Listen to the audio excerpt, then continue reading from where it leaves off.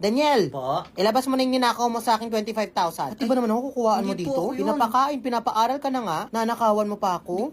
Hindi ko po kinuha yun. Ikaw lang naman dito ah. O sino? Kasi umalis po ako kahapon. Ang natira po dito yung mga anak nyo.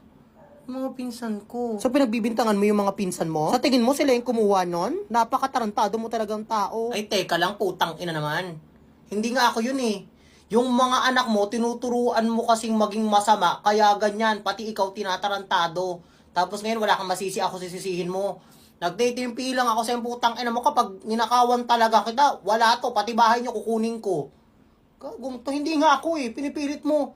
Yung mga anak mo nandito, oh. Mga barambado anak mo, pati anak mo nga nagda-adik-adik. Tapos ako sisisi mo, inaalipin mo nga ako dito eh. Tapos ako magpagbintanangan mo. Ang inang yan. Yung asawa mo, nang bababae, baka doon. Oh, ayaw mo mariltok? Ina mo, huwag ka kasi manise.